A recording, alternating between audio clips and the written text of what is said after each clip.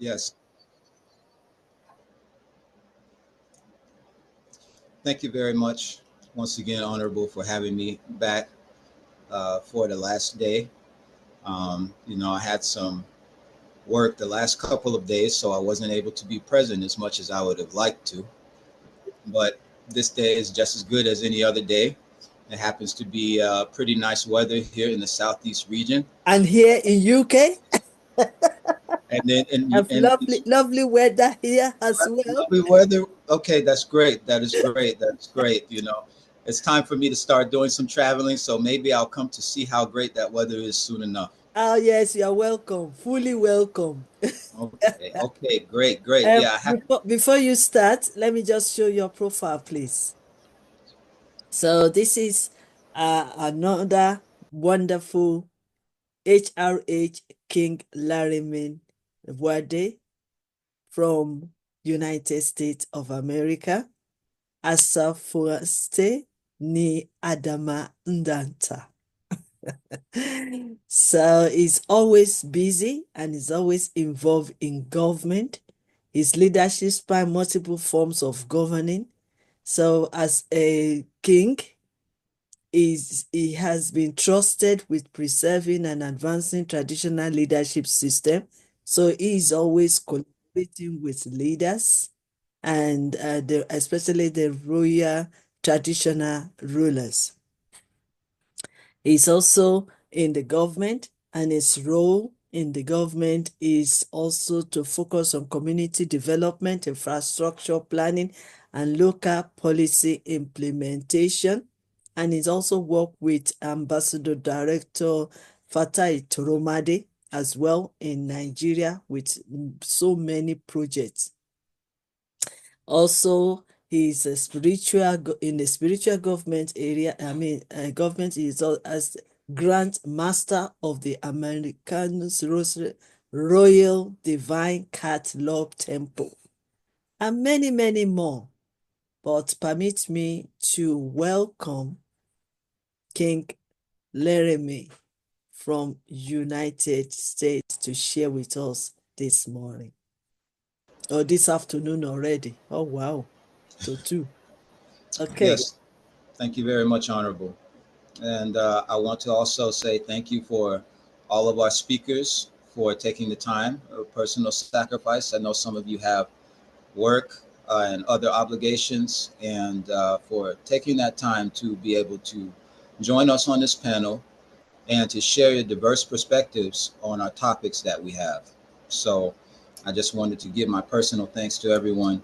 I want to say thank you to Chancellor Robinson, my brother, in a number of different areas. And I'd like to see him a lot more often on this panel because I feel like he has a lot of different types of wisdom to impart, dealing with his own personal relationships and aspects of his work on a community level, as well as on a humanitarian level in some well-known organizations. So I do thank him a lot for taking the time out of his also busy schedule to be able to share some insight with us, as well as Leah Tosado from the Philippines, also known as Princess Liana, one of our natives of the Filipino ancestral nation known as the Maharlinka Nation. Thank you for joining us, and thank you everyone that you decide.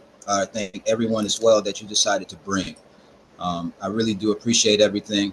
I know, just like previous hosts and previous trainer, that we have some connectivity issues with people who are in very distant locations, some of which are on islands and have very trying infrastructure as far as when communication is involved. So I do appreciate everyone taking the time to be able to muster up the diligence to be able to meet with us on the panel. So without further ado, I want to just go ahead and talk about a couple of things that I have put together. I really just started doing this more recently, putting together written uh, dialogues just so I don't trail off too far. I have a tendency because of a lot of my experiences to uh, be very impactful, but very elongated at the same time with the discussion. So I know we're pressed for time, and I just want to recap some things about collaboration and cooperation for the people who weren't here for the previous discussions, as well as for people who are newly here.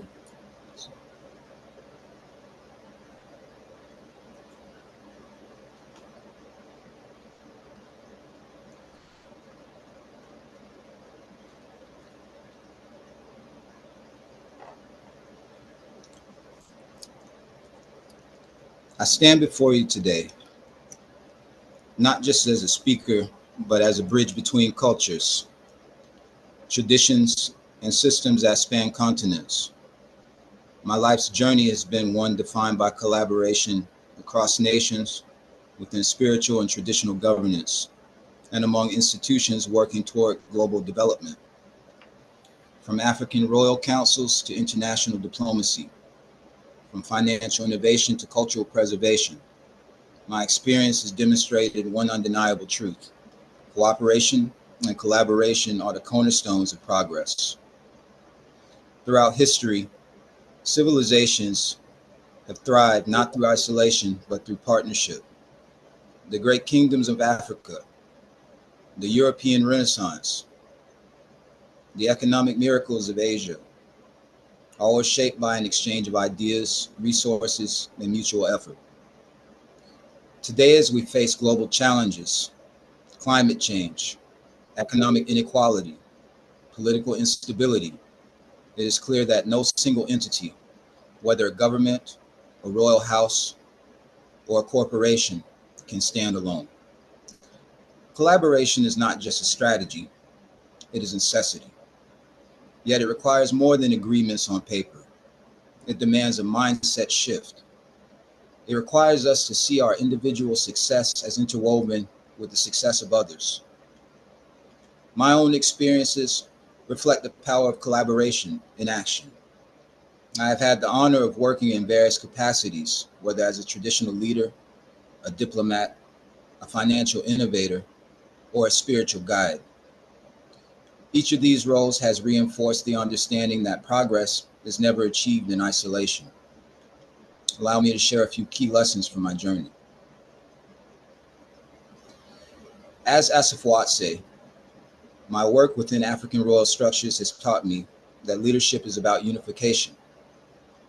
I've had the privilege of overseeing over 105 royal spiritual offices across different territories, working with kings, chiefs, and traditional elders to strengthen cultural identity and governance. One of the most powerful examples of collaboration in my life has been the establishment of the Royal Council of Adamajata under the principle of Gungun of Ajana, a sacred union that merges traditional leadership with spiritual governance. Through this initiative, we were able to foster alliances among various African royal families, preserve and promote traditional religious practices, ensuring their continuity, engage in diplomatic dialogues that strengthen the presence of African spiritual systems on global platforms. This endeavor was not built on power struggles or individual ambition, but on a shared vision, a vision where tradition and modern governance coexist for the betterment of our people. Beyond cultural leadership, my diplomatic roles have further enforced the importance of strategic cooperation. In my work with the United Nations Civil Society Database, I registered and managed multiple international organizations, ensuring that diverse voices are represented in the global policy and in various discussions. Through this work, I've witnessed firsthand how international collaboration can empower grassroots organizations and provide marginalized communities with a platform. Some of the organizations I've been privileged to work with include the Numi Kingdom as an advocate for indigenous sovereignty and economic development, the Global Economic Development Fund Association for facilitating financial inclusion and sustainable economic models, and the Masonic United Nations, a coalition promoting global unity through shared knowledge and values. Each of these organizations represents a different piece of the puzzle. the global puzzle. Yet they all share one fundamental truth. When we work together, we amplify our impact. Beyond governance and cultural leadership, I have also engaged in financial innovation and blockchain technology, recognizing that economic empowerment is central to true collaboration. The UBEC LP token, which I helped introduce and list on CoinMarketCap, was designed with one purpose: to provide communities with alternative financial tools that promote sustainability and self-sufficiency. In this project, collaboration played a crucial role in a number of different things: bringing together blockchain developers, financial experts, and community leaders to create an inclusive financial system, navigating the complex world of regulatory compliance through partnerships with financial institutions and legal experts, and ensuring that this initiative serves not just as a select few or for a select few, but for the whole global community. This experience reinforced a critical lesson. Technological advancement must be a shared effort. The future of finance, governance, and social systems depends on how well we can integrate expertise across industries and continents. While cooperation is essential, it is not without challenges. I've encountered and overcome obstacles that have threatened the spirit of unity, including conflicting interests, which is not all parties enter collaboration with aligned goals. Finding common ground requires patience and diplomacy. Historical divisions. Many of the systems we operate within today are shaped by colonialism, economic disparity, and social inequalities. True collaboration demands that we acknowledge and address these historical wounds. Fear of loss of power. Some leaders resist, many times, collaboration because they fear losing control. However, true leadership is not about control. It is about empowerment. The question is not whether we should collaborate, it is how we do so in a way that uplifts all involved. Beyond politics, economics, and governance, there is a spiritual dimension to cooperation. Many indigenous and spiritual traditions teach us that life itself is built on collaboration. The sun and the moon share the sky. The ocean and the rivers flow together. The trees and the forests exchange nutrients through their roots. In African spirituality, we speak of Ubuntu. I am because we are. This philosophy reminds us that our existence is tied to those around us. In Voodoo traditions, the interconnectedness of ancestors, the living, and the yet to be born reinforces us that our ancestors and our actions today shape the destiny of generations to come. If we approach cooperation not just as a strategic necessity, but as a sacred responsibility, we transform it from an obligation to an opportunity, a chance to create something truly extraordinary. As we reflect on the importance of cooperation and collaboration, let us now allow this to be merely an academic discussion. Let us act. For policymakers and leaders, commit to policies that foster internal partnerships and relationships rather than isolation. For businesses and financial experts, use economic collaboration as a tool for empowerment, ensuring that financial innovation serves communities rather than corporations alone. For cultural and spiritual leaders, continue building bridges between traditions, ensuring that diversity is a source of strength rather than division. For every individual on this panel, understand that cooperation begins on a personal level. How we engage with those around us sets the tone for the larger world. If history has shown us anything, it is that progress is not made by those who stand alone, but by those who stand together. Imagine a world where nations share knowledge rather than hoard resources. Imagine economies that prioritize human well-being over profit.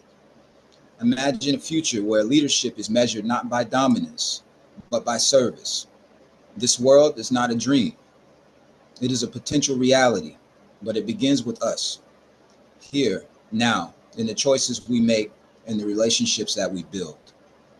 May me walk forward with wisdom, unity, and a commitment to true collaboration for ourselves, for our communities, and for generations yet to come. And I want to thank you for giving me time to speak, Honorable, as well as the rest of the panel. And once again, thank you for having me and my guests on the panel. It was a surprise to be invited again for this month, but a pleasant surprise at that. And I'm glad that I was able to, within very short notice, get together a nice diverse group of people who have very good perspectives and insight and diversity to impart to the situation. Every time that we have different types of speakers, it is always a blessing to be able to receive this type of free consultation, free insight from very, very esteemed and established professionals, as well as spiritual leaders and traditional rulers and otherwise. So I want to say once again, thank you, Honorable, on International Women's Day. Thank you, all of the women, all of the dedicated mothers, my mother, spiritual mothers, all the different mothers who have helped us and to raise us and dealt with us being bad children, being mischievous children, helped to raise us, made their own personal sacrifices within their lives in order to see a greater road for us as children to grow as upstanding adults, those who can help to sustain the rest of society, no matter where we are. So I want to say thank you for all of the women of this world and the women and the young ladies who will soon be women and mothers as well. Thank you. And I want to give this time to be able to introduce the rest of our guests. Amazing, amazing, amazing. I like the way you finish off. You really appreciate our women. I mean, there's nothing, there's nothing to, I mean, we can't do without women in the whole world. They are the mother of nation. Every one of us go through them, and they nurture us in the ability and capacity they have. And I believe that today, celebrating women all over the world, it means a lot. But let us not stop there. Let's continue to celebrate them. Let's continue to empower them. Let's continue to challenge and inspire them. Let's continue to celebrate the greatness in them. And I mean, we're talking about our mothers, our sisters, our grannies, our daughters, our ladies, everywhere we celebrate women all over the world. And thank you for all our great men celebrating us as well. So it shows us that we are not alone in this world and that we are being recognized and also appreciated. So thank you on behalf of the women all over the world. We appreciate you. Thank you. Okay, so your job is not done yet. But let me